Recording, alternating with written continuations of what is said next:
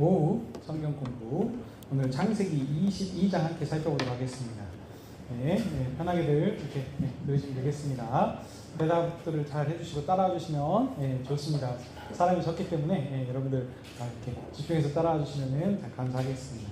자, 우리는 창세기를 보고 있습니다. 창세기는 누가 누구에게 주신 말씀이십니까? 하나님께서 출애굽한 이스라엘 백성에게 주신 말씀입니다. 창세기는 무엇으로 이루어져 있나요? 10개의 족보로 이루어져 있어서 이 족보를 통하여서 이스라엘의 역사와 그들의 정체성에 대해서 말하고 있는 것이 창세기의 특징입니다. 우리는 그 중에 6번째 족보인 데라의 족보를 살펴보고 있습니다.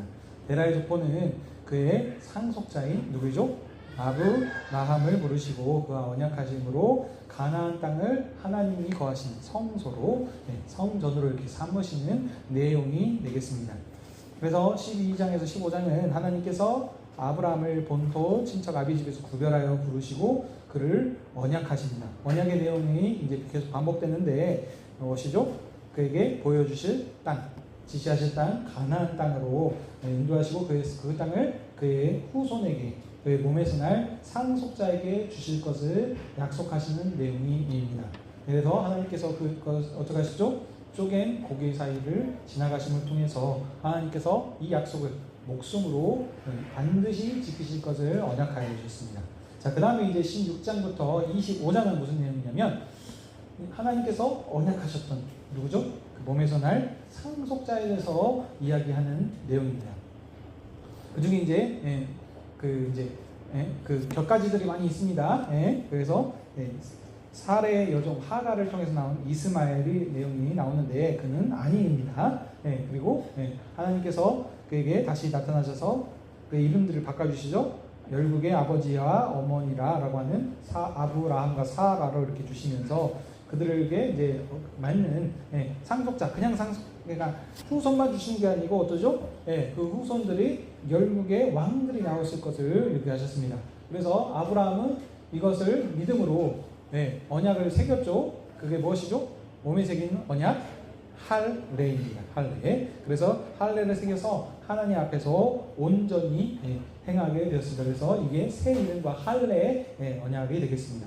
자, 이렇게 언약을 체결하신 하나님께서 이제 아브라함 집에 친히 방문하십니다. 장막에. 그렇죠? 그래서 찾아주셔서 무엇을 하시죠? 애찬, 식사교제를 하시고 그러면서 그 가운데서 기쁨의 소식을 주셨습니다. 어떤 기쁨의 소식이죠? 내년 이맘쯤에 아들이 날 것이다. 이삭이 태어날 것이다. 그 다음에 그 언약의 동반한 자인 아브라함에게 앞으로 행하실 일 무엇입니까? 소돔과 고모라의 심판에 대해서 이렇게 알려주시는 내용입니다.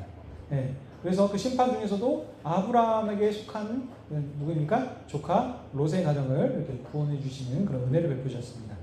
이 일들을 알려신 이유가 단순히 그냥 들어간 게 아니라 그랬습니다.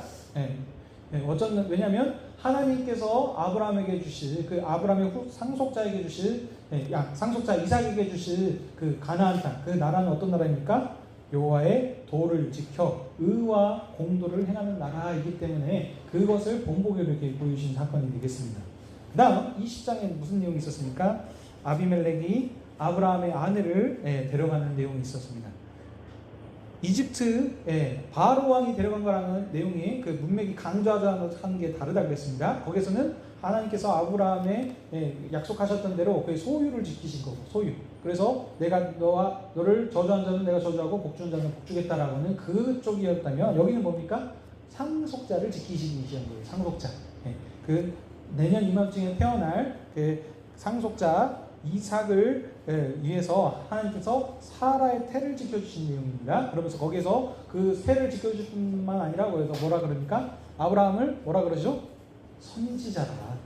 선지자다라고 하기 때문에 그가 기도하면 내가 들을 것이고 하겠다라고 이런 얘기를 하시죠. 자, 그러면서 이제 그 다음 우리 마지막으로 살폈던 내용이 21장이었습니다. 거기서 뭐냐면 이제 약속하셨던 대로 누구를 주십니까? 이삭이 출생하게 됩니다. 그래서 아브라함 집에 기쁨을 주셨는데 이 기쁨의 자리에 그 두 부류가 나오죠. 거기에 참석하는 자, 쫓겨나는 자. 그렇죠? 쫓겨나는 자 누구였습니까? 이삭을 조롱했었던 그 기쁨에 참여하지 못했던 이스마엘이 그 집에서 쫓겨나게 되고요. 오히려 이 소식을 들은 누굽니까? 아비멜렉이 찾아오게 됩니다. 그래서 아비멜렉과 언약함을 통해서 이 아비멜렉은 지금 그 이방인입니다. 오히려 원래 그 한 핏줄이었던 자들은 쫓겨나게 되고 어쩌죠? 아비멜렉이라고 하는 이방 왕이 이 선지자라고 하는 아브라함을 지금 알고 이제 찾아와서 언약을 맺게 됨을 통해서 이 아브라함의 복에 이방인이 이렇게 함께 참여하게 되는 이런 지금 언약들이 일어나게 됩니다. 그래서 여기에서 이제 언약을 맺으면서 그걸 뭐 합니까? 거기서 뭘 얻어요? 셈을 얻지 않습니까? 셈. 그렇죠? 이 셈을 그러니까 우물이에요, 우물. 여기서 우물을 하면 이제 땅 이제 얻게 됨을 통해서 여기에서 이제 드디어 어떻게 보면 본격적으로 이제 정착하는 일들이 시작하게 된 겁니다. 여기까지 흐름들 이해되시죠? 이런 흐름에서 오늘 22장과 연결됩니다. 오늘 22장은 무슨 내용입니까? 하나님께서 아브라함에게 시험하시는 내용입니다. 그래서 시험하는 이 내용을 좀 살펴보도록 하겠습니다. 자, 1절에 보시면 거기에 그 일 후라고 이렇게 시작을 합니다. 어떤 일입니까? 21장의 일을 얘기하는 거겠죠. 21장에는 제가 말씀드린 것처럼 아비멜렉이 그 하나님의 선지자임을 거기에 근원이 있는 것 아브라함을 알고 지금 찾아와서 그와 화평의 언약을 맺은 걸 얘기합니다. 군대 장관과 함께 찾아왔었죠. 그래서 거기서 이제 그 셈을 부엘세바라고 하면서 거기서 나무를 심고 거기서 이제 하나님의 이름을 부르는 것을 알 수 있습니다. 그래서 가나안 땅의 일부를 처음 지금 얻은 사건입니다. 자, 이 일이 있은 후에 바로 내용인 것이죠. 자, 그러니까 여기 지금 이 흐름이 어디냐면 오늘 본문 19절에도 보게 되면은 아브라함이 어디입니까? 종들에게로 돌아가서 함께 떠나 부엘세바에 이르러 거주하였다라고 해서 지금 그러니까 이 본문에서 얘기하는 것들은 지금 이 부엘세바라고 하는 이 셈 여기에서 지금 같이 지금 이루어지는 일들임을 알 수 있습니다. 자, 부엘세바에서 하나님께서 아브라함에게 나타나셔서 말씀하시죠. 뭐라 그럽니까? 시험하시기 위해서 그를 부르십니다. 시험의 내용이 뭡니까? 내 아들 사랑하는 독자 이삭을 모리아 산으로 들어가서 번제로 드려라입니다. 자, 이것이 그냥 단순한 사건이 아닙니다, 여러분. 아시죠? 지금 제가 쭉 설명드렸었습니다. 아브라함이 지금 하나님께서 부르셔가지고 본토 친척 아비 집을 떠나는 나이가 75세였습니다. 그때 떠나는데 여지껏 99세가 되도록 타지에서 땅 하나 없이 외지인으로 이렇게 나그네의 삶을 살다가 이제 노쇠하여서 아이고 이제 뭐 포기하나 싶어가지고 있는 상황에서 하나님께서 아니다. 내 몸에서 날 상속자를 주겠다는 게 이삭 해가지고 이제 겨우 태어나가지고 이제 젖을 때 시기 한 하루 만에 할례하고 젖을 떼게 돼가지고 이제 좀 아이가 잘 자라나는 쯤 돼가지고 성인이 될 쯤 싶었는데 이제 어쩌습니까? 이제 가나안 땅에서 좀 정착해가지고 이제 좀 살고 있을만 하니까 어때요? 하나님께서 갑자기 뭔 시험을 하나 이제 주시는 것이죠. 이제 하나님의 언약이 뭔가 성취되는 듯한 느낌이 될 때에 갑자기 하나님께서 아브라함에게 그 아들 이삭을 번제로 드리라라고 이렇게 얘기하고 있습니다. 여기서 보면은 이게 그냥 내 아들이라고 하지 않고 어쩌니까 내 아들 곧 내 사랑하는 독자 이삭을 하면서 해가지고 이 사랑하는 아들이라고 하는 독자라고 하는 것을 계속해서 강조하고 있다는 것을 볼 수 있죠. 그래서 근데 지금 아시다시피 그 원래 첫 장자였던 자가 있지 않습니까? 이름이 뭐였죠? 이스마엘. 그는 지금 쫓겨났습니다. 그래서 지금 장자는 한 명밖에 없죠. 누구입니까? 이삭밖에 없습니다. 근데 이 이삭이 죽게 되면 어떻게 된 거죠? 아브라함의 상속자는 끊어지고 언약이 이어질 수 없게 되는 이런 상황입니다. 그러니까 하나님께서 근데 지금까지 계속 아브라함을 부르시고 약속하시는 내용이 뭐였죠? 내 시일에게, 네 후손에게 어디에? 이 가나안 땅을 주시겠다라고 하셨잖아요. 근데 그 약속을 했음에도 불구하고 하나님께서 여기서 그 상속자를 데려가게 되면 이 씨한테, 후손한테 이 땅을 주시라는 약속이 이루어질 수 없게 지금 되는 상황이지 않겠습니까? 이런 지금 상황에 처해져 있는 이 시험을 지금 주신 것입니다. 그러니까 좀 아브라함 입장에서 보게 되면은 소위 말하면 어떠죠? 황당한 것이죠. 줬다 뺏기냐? 뭐 이런 거 있지 않습니까? 차라리 그럴 거면 주시지 마시지.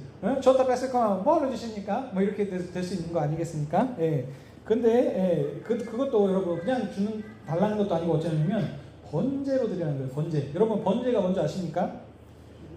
불에 태워가지고 전체를 살라드리는 거예요. 네. 그러니까 하나님 앞에 온전히 드려지는 그 제사를 하려는데 누구를? 아들을. 네. 이걸 산차로 잡아가지고 한다는 것이 이게 쉽지 않은 일이죠. 네. 근데 이 일들이 참 어려운 일인데 여튼 근데 하나님께서 지금 이것을 얘한테 명하신 것입니다. 근데 이게 그냥 여러분 단순한 사건이 아니고 독자 이삭을 번제로 드리는 일은 여호와께서 아브라함을 갈대아 가나안 땅으로 부르셔서 복의 근으로 세우신 이 하나님의 일을 완성하는 일로 여기 이제 포함이 되는 겁니다. 먼저 말씀드립니다. 이거 뒤에서 더 설명드리겠고요. 네, 그냥 단순한 사건이 아니에요. 자, 지금까지 하나님의 이제 3절에서 10절 내용입니다. 하나님의 약속을 믿고 순종하는 함으로 가는 곳마다 이제 하나님의 이름을 불렀던 아브라함이죠. 여기서도 보니까 이제 하나님의 이름을 불렀던 아브라함이 그 하나님의 말씀에 주저함 없이 일찍 일어나 하나님의 말씀대로 이제 번제에 필요한 것들을 다 준비하여서 하나님이 명하신 모리아 산으로 이렇게 향하게 됩니다. 자, 여기서 보시게 되면 그냥 단순하게 그냥 또 이것도 그냥 기록한 것이 아닙니다, 여러분. 일찍 일어났다, 그러니까 그 말에 주장 없이 바로 움직였다는 것을 얘기하는 것이고요. 지체 없이 며칠을 갔습니까?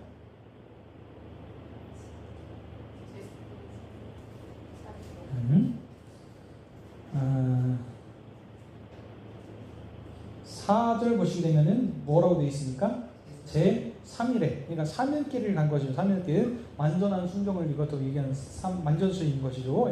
그래서 그것을 강조하고 있는 표현입니다. 자, 그래서 산 근처에 도착을 해서 아브라함이 그 함께 따라왔던 종들에게 얘기합니다. 뭐라 그럽니까? 내가 아이와 함께 저기 가서 예배하고 우리가 돌아오겠다. 뭘 하러 간다고요? 예배하러 간다라고 하고 있습니다. 예배는 뭐냐면 하나님 앞에 제사 드리는 겁니다. 제사를 지금 우리 표현을 하면 지금 이제 예배 드린다라고 하는 것이죠. 그래서 이렇게 얘기하고 이제 그 지고 왔던 번제 쓸 나무를 아들한테 지게 하고 자신은 불과 칼과 이것들을 같이 손에 쥐고 이제 산으로 올라가는 것이죠. 그러니까 여기 그 본문에서 보시게 되면요. 여기가 일반적인 우리 사람의 생각으로는 그걸 할 수 있어요. 아이고, 아빠가 이제 100세 겨우 난 아들을 이렇게 지금 이걸 하나님 앞에 제사로 이렇게 번제로 드리려고 그러니까 마음이 얼마나 슬펐겠느니 뭐 하는 이런 마음들 우리가 상상을 할 수 있습니다. 그렇죠? 근데 본문에서는 그런 것에 전혀 언급을 하고 있지 않습니다. 밤새 뭐 울었다니 어쩌니 뭐 괴로운 년이 하는 어떤 아브라함의 마음의 심정들은 전혀 지금 나타나지 않고 있고요. 어떠셨습니까?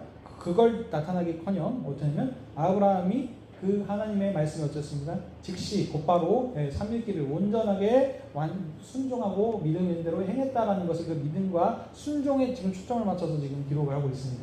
당연히 슬펐겠죠. 그렇죠? 근데 지금 본문이 말하고자 하는 강조점은 그게 아니라니까요.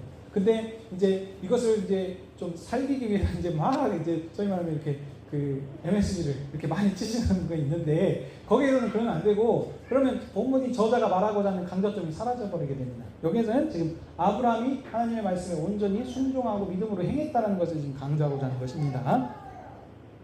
자, 그냥 단순한 얘기가 아니에요. 어쩌는데요? 하나님 앞에 예배드리고 다시 뭐라고요? 돌아오리라. 돌아오겠다라고 하는 부분을 지금 단순히 보시면 안 되겠다는 겁니다.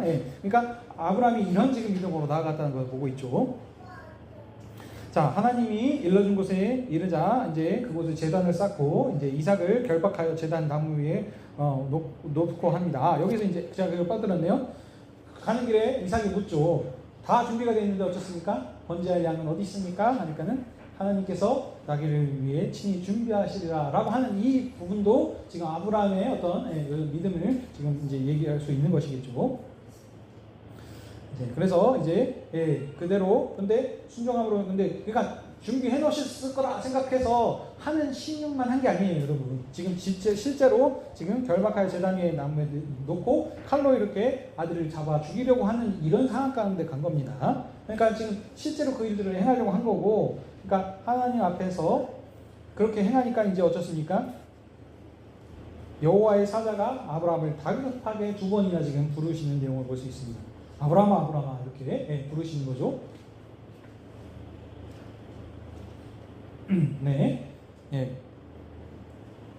그러니까 지금 아브라함이 이제 그 부르시는 소리에 이제 하려는 것을 멈추고 내가 여기 있습니다라고 이렇게 이제 대답하고 있는 것을 볼 수 있습니다. 그러니까 이거 뭐냐면 아브라함이 하는 척만 하는 것이 아니고 실제로 말리지 않았으면 어쩌겠어요? 나들을 죽이는 일들을 했을 겁니다.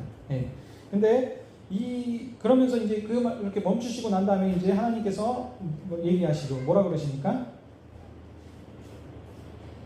12절에 내가 내 독자까지도 아끼지 아니하는 걸 이제 내가 하나님을 경외하는 줄을 이제 알겠다라고 이렇게 얘기하셨습니다. 근데 여러분들 이 말씀을 또 보시고 이제 착각하시면 안 되고 이게 하시면 안 되는 이유가 뭐냐면 이겁니다. 그러니까 지금까지는 하나님이 모르셨다가 인제 아들까지 이제 드리는 것을 보시고 인제서야 아브라함의 믿음을 아셨나라고 생각하셔는 안 됩니다. 또 한 가지가 이제 아브라함의 그러니까 이걸 어떻게 또 있냐면 시험하셨다 그러니까 이 시험이 이제 뒤에서 얘기했지만은 아브라함의 믿음이 진짜인지 가짜인지 알아보기 위한 어떤 그런 지금 그 말씀도 아니라는 겁니다. 이건 뒤에서 좀 더 설명하도록 하겠습니다. 그러니까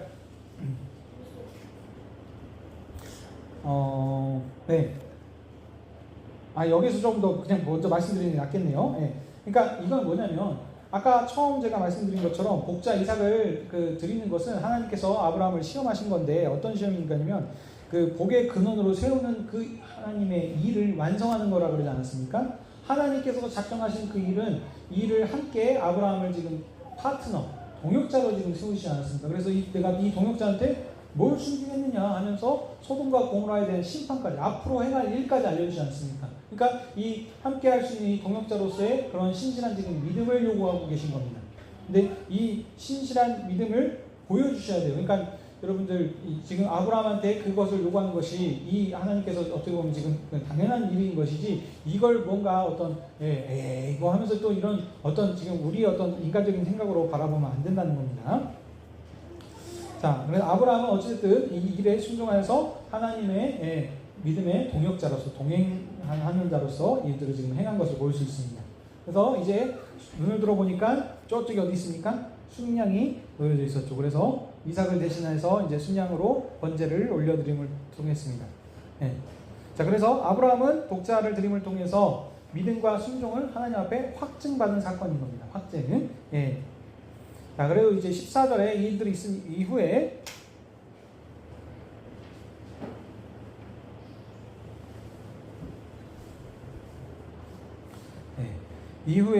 그 땅의 이름을 뭐라 그러냐면 여호와 이레라 이렇게 얘기하고 있는 것을 볼 수 있습니다. 그러니까 여호와 이레는 것은 뭐냐면 여호와의 선에서 준비하시리라라고 하는 지금 아브라함이 하나님에 대한 지금 자기의 신앙 고백, 믿음을 지금 고백하는 이런 표현인 것입니다. 그래서 오늘날까지 사람의 입을 통해서 이 말이 전해졌습니다. 이게 뭐냐면 성경이 기록될 때까지. 이 성경은 언제 기록됐습니까? 모세가 시내산에서 나와서 하나님 주신 말씀, 그 모세 의경들, 그 모압 평지에서 기록하지 않았습니까? 그때까지 이 말씀이 지금 유래돼서 전해지고 있다는 겁니다. 자, 여기까지가 한 단락입니다. 그 다음에 이제 15절부터 이제 뒤에 보시게 되면 이제 하나님께서 온전하게 순종하신 아브라함의 순종을 보시고 이제 하나님께서 여호와의 사자를 통해서 아브라함을 불러서 이제 자기를 가리켜 맹세하시고 복을 주시는 내용입니다. 독자 이삭을 아끼지 않고, 그렇지 않습니까? 아브라함의 전부인 겁니다. 어떻게 보면 이 이삭을 아끼지 않고 드렸으니 하나님께서 내게 큰 복을 주시겠다. 이 복의 내용이 뭐냐면 원래 하나님께서 지금까지 아브라함에게 하셨던 약속의 연장성산이죠. 반복이 됩니다. 내 씨로 번성하게 해주실 것이다. 하늘의 별과 바다의 모래같이 할 것이다. 여기까지는 동일한 내용이에요. 근데 그 뒤에 추가로 더 보는 게 뭐 있습니까? 그 대적의 성문을 차지하리라. 무엇이죠? 그 대적들을 정복하여서 그것을 승리하게 할 거야. 이기게 하실 것이다. 그래서 다시 한번 더 네 씨로 말미암아 천하만 명이 복을 받게 해주실 것이라는 그 약속을 지금 살에 붙여서 더 확장하고 연장시켜 주시는 이런 부분들을 지금 우리가 볼 수 있습니다. 12장부터 15장 계속해서 하나님께서 약속하신 그 언약이 확대되고 강화된 것을 지금 볼 수 있는 것이죠.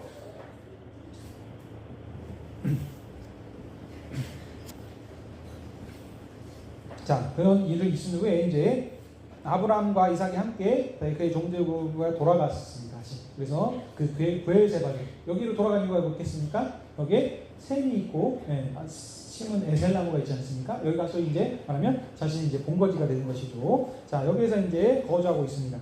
자, 여기까지 또 끝났는데 여기서 딱 끝나면 될 것 같은데 20절에 보시게 되면은 24절까지 뭔가 또 추가적으로 하나 더 붙어 있는 부분들이 있습니다. 이게 부록 같은 느낌인 것이고 20절에도 뭐라고 처음에 시작합니까? 이 일 후에 아까도 처음 시작할 때 이 일 후 거기에서는 그 일 후네요. 그 일. 여기서는 이 일 후로 이제 얘기합니다. 이 일 어떤 일입니까? 하나님께서 아브라함의 아들 독자 이삭을 번제로 이렇게 받으시는 온전하게 받으신 그 사건 일이 있은 후에 믿음의 확증을 받은 사건이 있은 뒤에 어떤 사람이 아브라함에게 형제 나홀이 밀가를 통해서 자녀를 낳았다는 소식을 이렇게 전해주고 있습니다. 이것도 그냥 단순하게 썩 지난 것이 아니에요. 하나님께서 지금 아브라함의 아들 이삭을 어쩌시죠? 지금 전제로 온전하게 받으신 그 사건 이후에 여기 뭐예요? 밀가를 통해서 자식을 낳았다는 사건을 그냥 기록하고 있다는 것이 이게 지금 누구를 얘기하는지 지금 그 문맥을 따라서 지금 우리가 알 수 있죠. 누구입니까? 그러니까 먼저 얘기하자면 이 지금 아들을 낳았다는 자녀를 낳았다는 소식을 전해가면서 거기에 이름들이 쭉쭉 나오지 않습니까? 누가 누구를 낳고. 그러니까 먼저는 나홀 가족의 번성을 지금 쭉 얘기하고 있는 겁니다. 자, 근데 거기서 그러니까 다 기록하고 싶은 게 아니고 거기서 그 특별히 기록하는 사람이 있죠. 누구입니까? 마지막에 특별히 리브가를 지금 언급하는 부분이 알 수 있습니다. 리브가요. 자, 이게 뭐냐면 지금 보시면 다 대부분 지금 남자 중심으로 기록하고 있는데 여기는 누구를입니까? 리브가라고 하는 지금 여인을 지금 기록을 하고 있다는 겁니다. 그러니까 그렇죠. 이삭의 아내를 그러니까 하나님께서 온전하게 받으신 그 이삭의 아내를 지금 배필을 준비해 주신 부분으로 이렇게 지금 연결시켜서 딱 지금 기록하고 있다는 것이죠. 그러니까 아브라함의 상속자 이삭의 배필을 하나님께서 준비해 주신 것입니다. 이게 지금 이전에 이런 비슷한 사건이 있었는데 그게 뭐냐면 다윗 왕의 출생의 기원을 설명하기 위해서 특별한 여인 이름이 한 명 나오죠. 누구입니까? 아니요.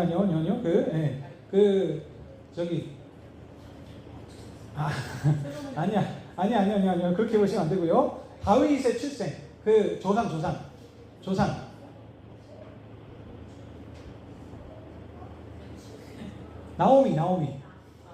나오미. 이제 아시겠습니까? 룻이 나오지 않습니까? 그 이방인이지 않습니까? 왜 나온다고요? 왜 갑자기 뜬금없이 거기 또 여자 이름이 들어간 성경 이름이 나오냐? 단순히 기록된 게 아니라 그랬습니다. 뭐를 위해서? 다윗 왕의 출생을 지금 이야기하기 위해서 지금 이렇게 거기 족보에 거기 가운데 이렇게 들어가지 않았습니까? 여기도 마찬가지예요. 이삭이 단순한 지금 그 아들이 아니라 그랬습니다. 하나님의 언약을 이어받은 언약의 상속자인 이삭이 하나님께 온전히 드려진 사건 바로 그 뒤에 누가 나온다고요? 하나님께서 상속자 이삭의 배필인 리브가를 이렇게 준비해 주심을 통해서 이삭을 번성하고 강성하게 해주실 것이다 라는 마음을 통해서 이렇게 딱 완성이 되는 이렇게 챕터가 이제 끝나게 되는 것입니다. 자, 말씀을 이제 함께 정리하도록 하겠습니다. 자, 그러면 여러분 이제 다시 정리 한번 해봅시다. 오늘 사건 22장의 사건을 간단하게 얘기하면 무슨 얘기입니까? 하나님께서 아브라함을 시험한 사건입니다. 그러면 이제 여러분 그냥 시험하셨구나 라고 생각하시면 또 되긴 하겠지만 좀 고민을 해보셔야 돼요. 어떤 고민을 해야 되겠습니까? 왜? Why? 왜 시험하셨을까? 이런 생각들을 여러분 한번 해보셔야 되는 겁니다.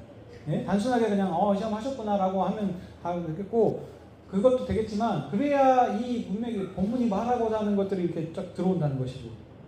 그러니까 보통 그러면 이제 생각들을 하면 이렇게 얘기할 겁니다. 시간 관계상 제가 그냥 얘기합니다. 하나님이 자신을 가장 사랑하는지 안 하는지 알아보시기 위해서 했느냐.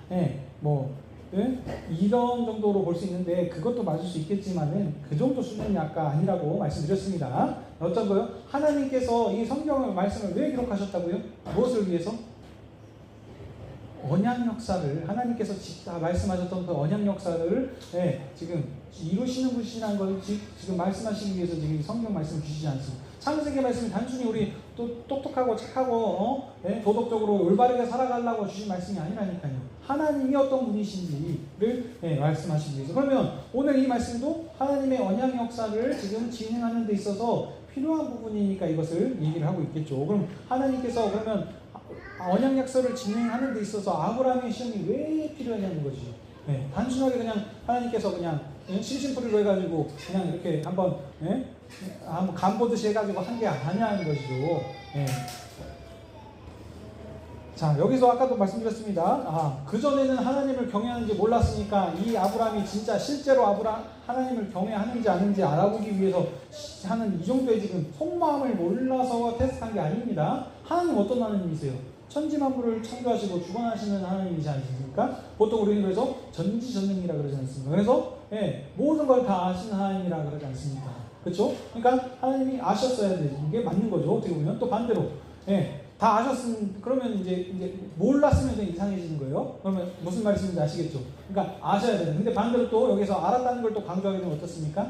아셨는데 이제 여기 이제 아담의 선악과 문제로 이제 넘어가는 것이죠.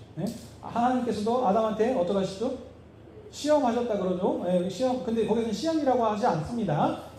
근데 우리는 어떻게 생각합니까? 시험했다라고 생각을 해요. 그래서 선악과를 먹는지 안 먹는지 보겠다. 우리는 이거 테스트, 시험이라 그러지 않습니까? 근데 시험이 아니라니까요. 성경에서 계속 얘기하지만은 하나님께서 언약 역사를 주관하시는 데 있어서 파트너, 동역자를 세우십니다.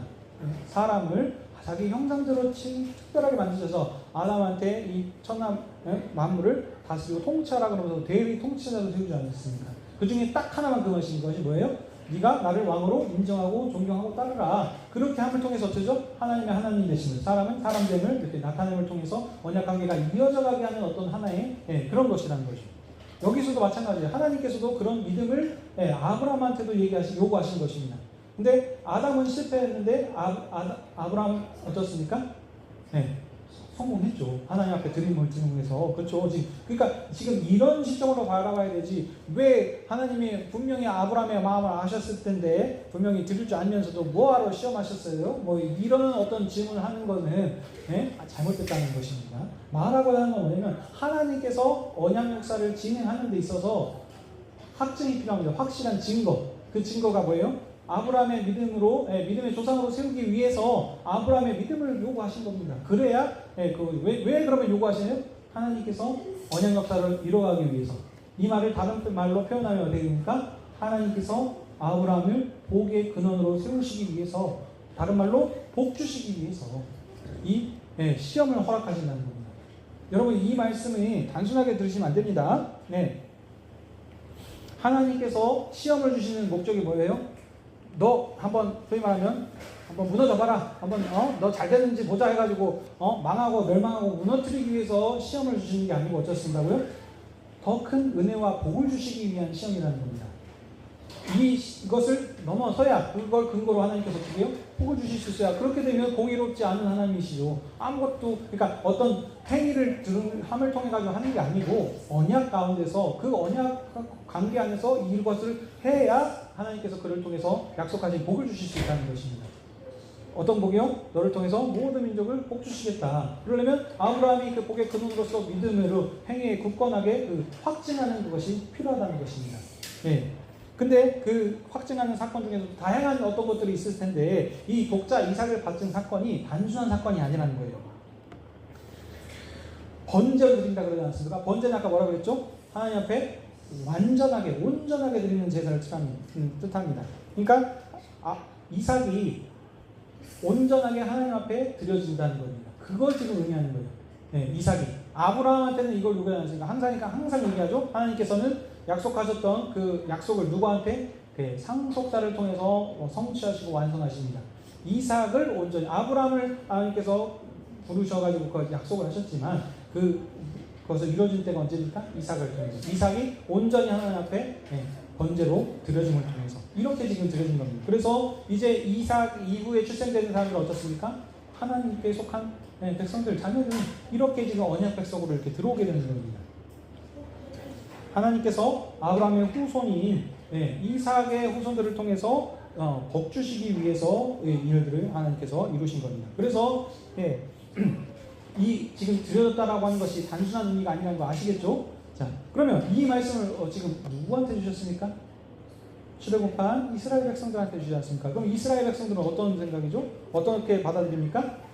우리의 조상 아브라함의 아들 이삭이 하나님 앞에 온전히 드려진 사람이다. 우리는 그러면 어떻습니까? 온전히 드려진 바 된 백성들이다. 하나님 나라 장자 백성들, 제사장 민족으로 드림받은 하나님 앞에 제사로 번제로 드려지는 이런 지금 것으로 부름받은 백성이다라는 그들의 정체성에 대해서 지금 얘기하는 겁니다.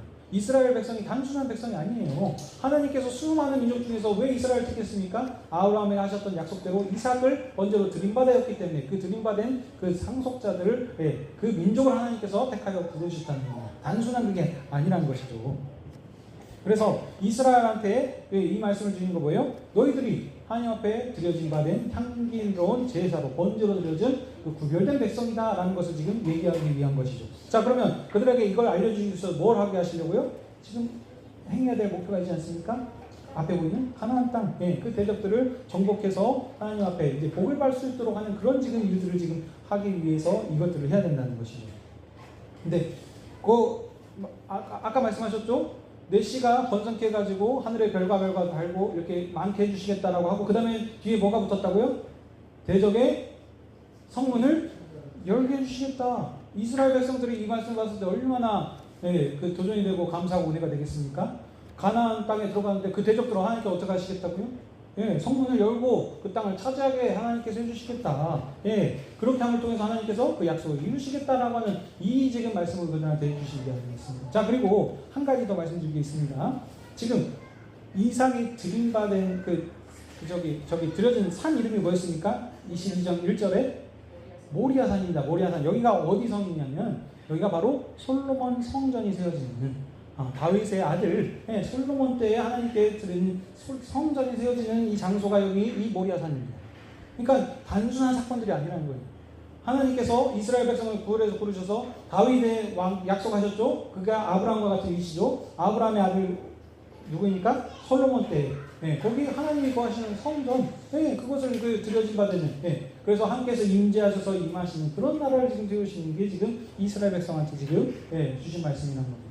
자, 여기까지 이해되셨죠? 자, 그러면 이제 2025년을 살고 있는 우리한테는 오늘 이 말씀을 어떻게 적용해야 되겠습니까?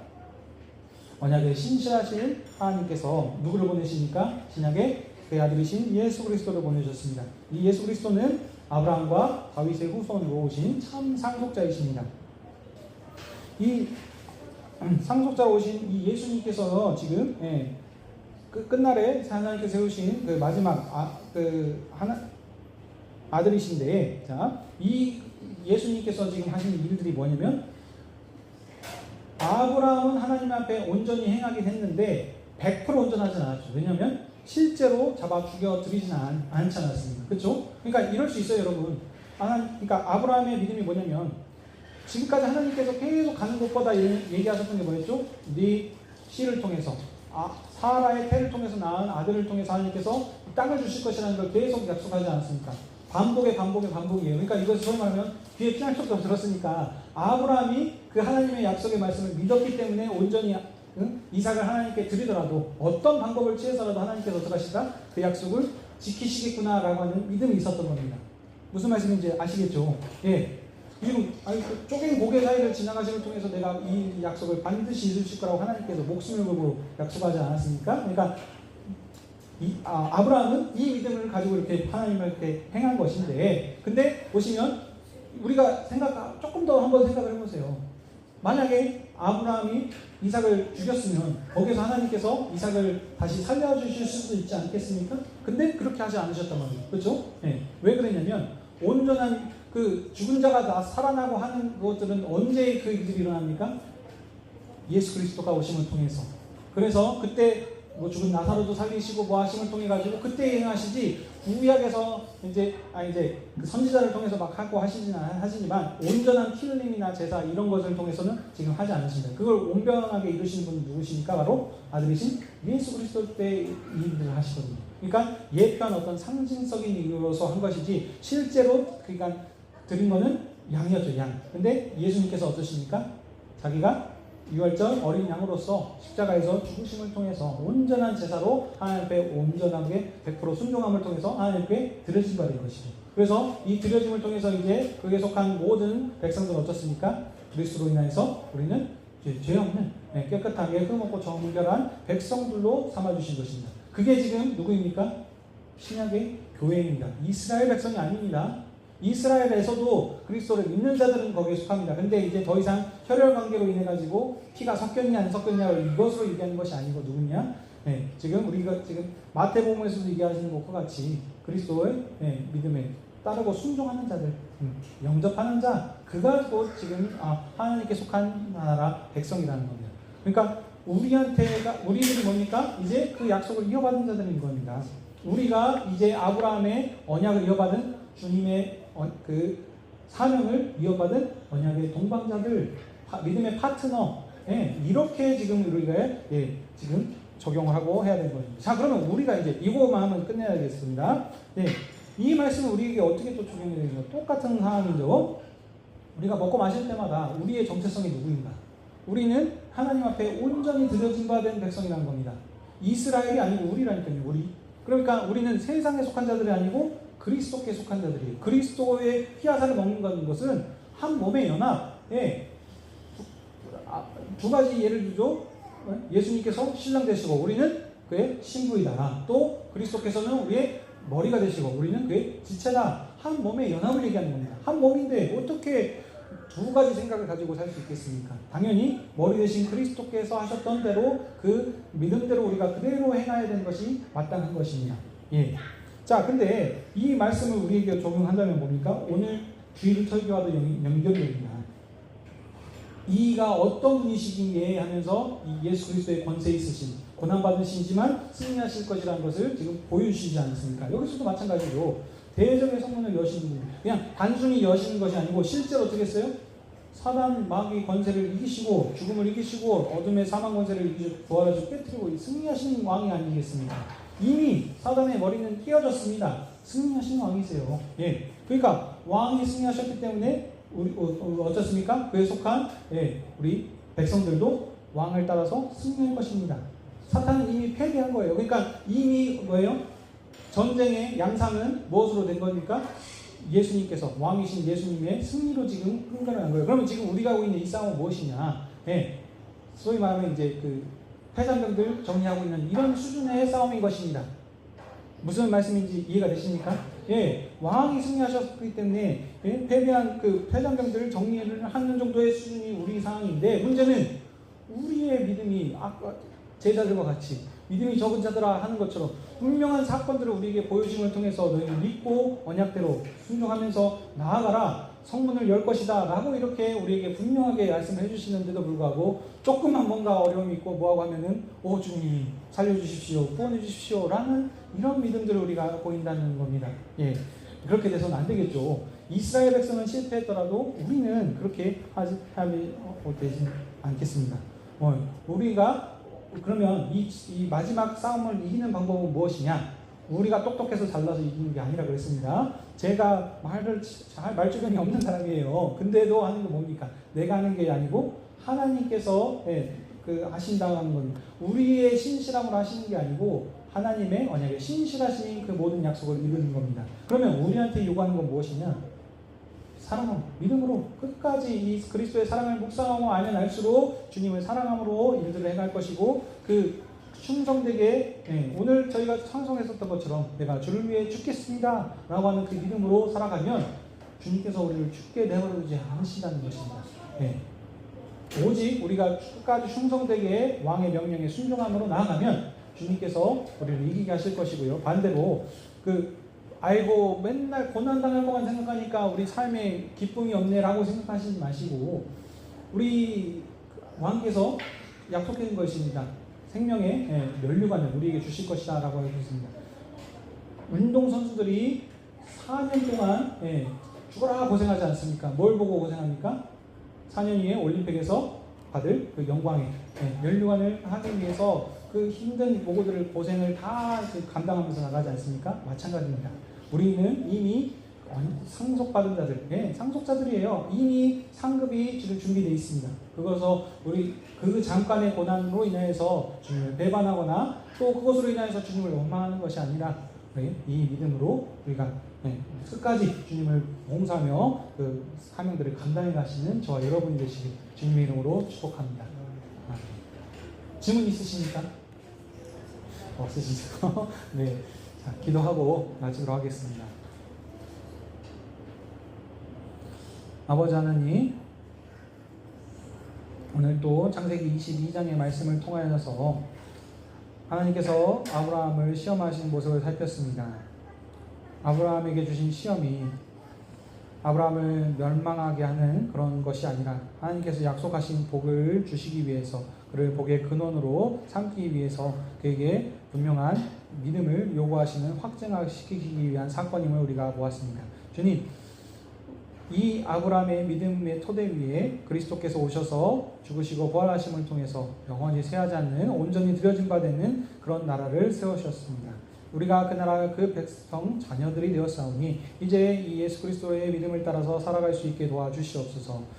우리가 주님의 백성으로 살아간다 하여서 어떠한 고난도 없고 낙원과 같이 그냥 기쁘고 평강이 있는 삶을 살아가는 것이 아니라 오히려 핍박과 고난이 있을 수 있다는 것을 말씀해주고 있습니다. 주님, 그때마다 이것으로 인하여서 주님을 원망하는 것이 아니라 우리가 아브라함에게 하셨던 그 고난이, 시험이 그를 무너뜨리기 위한 것이 아니라 우리를 더 큰 은혜와 복을 주시기 위한 하나님의 은혜의 방도라는 사실을 다시 한번 생각하게 하셔서 주님을 의심하지 않게 하셨고 믿음으로 날마다 그것을 붙잡으며 승리하는 삶을 살아갈 수 있는 저희들에게 해 주시옵소서. 우리의 왕 되신 주님께서 승리하셨습니다. 우리는 그 승리하신 왕의 백성들이고 자녀들이오니 이 믿음으로 끝까지 주님 오실 날을 기대하며 이 사명들을 감당해 갈 수 있는 여수한교회의 백성들 되게 해 주시옵소서.